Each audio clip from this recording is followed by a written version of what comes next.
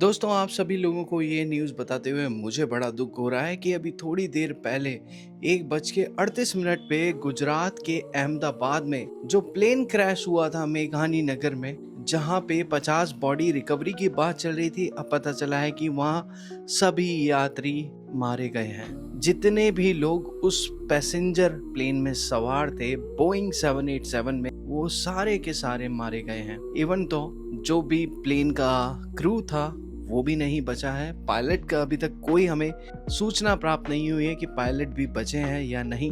मगर ये बड़ी दुखद घटना है कि आज हमने वो प्लेन क्रैश देखा और उसकी लाइव तस्वीरें हम लोगों ने देखी। जब वो प्लेन बिल्डिंग में घुसा, एक बार की ये लगा कि 9/11 का जो हमला हुआ था वो कहीं दोबारा तो नहीं हो गया, और उसी तरह से बिल्डिंग में वो प्लेन क्रैश हुआ और लोगों को भागने तक का, जान बचाने तक का अवसर नहीं मिला। इससे भयावह तस्वीरें नहीं हो सकती।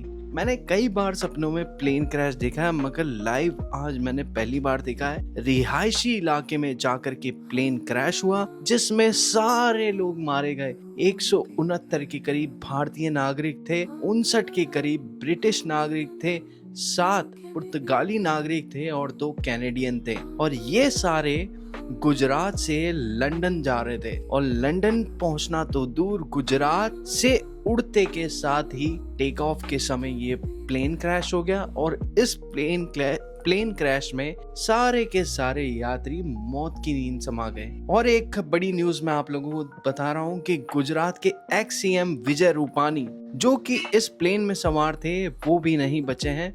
उनका भी निधन हो चुका है। गुजरात के सीएम विजय रूपानी की भी डेथ हो चुकी है। इससे बुरा और इससे गंदा प्लेन क्रैश नहीं हो सकता। अभी कुछ ही देर पहले मेरे एक मित्र हैं नवनीत सिंह, जिनकी एक मीटिंग थी उदयपुर में टाटा ग्रुप की, और बहुत सारे पैसेंजर्स अहमदाबाद से आने वाले थे, मगर उनकी फ्लाइट भी कैंसिल हो गई इसी वजह से, और अब उनका भी वो जो इवेंट था वो कैंसिल हो चुका है। खैर, इवेंट कैंसिल होना कोई बड़ी बात नहीं है, मगर मेरे मन में कुछ सवाल है इस घटना को लेकर के।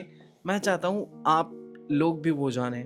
बोइंग 787 ये जो विमान था, जो कि उड़ान भरने वाला था लंदन के लिए, वो टेक ऑफ के समय ही कैसे गिर गया, ये थोड़ी सी असमंजस की स्थिति है। क्योंकि किसी भी पैसेंजर व्हीकल को उड़ाने से पहले, उसकी फ्लाइट टाइम से पहले पूरी तरह से चेक किया जाता है। कहीं इसमें कोई टेक्निकल एरर तो नहीं है, कहीं इसमें फ्यूल की कोई दिक्कत तो नहीं है। फ्यूल से मुझे याद आती है एक बात कि उसमें 12,000 लीटर फ्यूल था, जो कि इस दुर्घटना का सबसे बड़ा कारण बना है। जैसे ही प्लेन बिल्डिंग में घुसा, वो पूरा का पूरा प्लेन आग के गोले में तब्दील हो गया, और इसी वजह से किसी को भी जान बचाने तक का मौका नहीं मिला।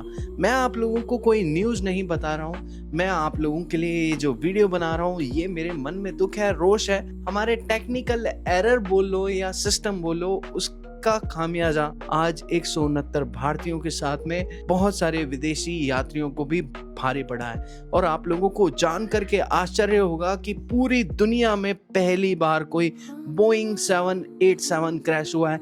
इससे पहले आज तक कभी भी कोई भी बोइंग 787 क्रैश नहीं हुआ है। तो ये सवालिया निशान है हमारी एयर इंडिया के ऊपर, जो कि यूं कहते हैं कि सुचारू रूप से काम कर ही नहीं रही है। बहुत सारी परेशानियां आती है एयर इंडिया से रिलेटेड, जिनके आज तक भी समाधान नहीं मिले हैं। अब ये बड़ी दुर्घटना है।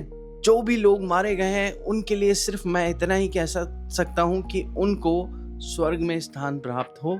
और जो लोग इस प्लेन में जाने वाले थे, आप लोगों को आश्चर्य होगा कि 2 व्यक्ति ऐसे थे जो कि इस प्लेन में जाने वाले थे, मगर किन्हीं कारणों उनकी फ्लाइट मिस हो गई, और अब वो अपने आप को भाग्यशाली मान रहे हैं। इस दुखंतिका के पीछे चाहे जो भी रीजन रहा हो, मगर जो लोग अपनी जान गंवा बैठे हैं, वो शायद अब इस बात को सुनने के लिए मौजूद नहीं होंगे।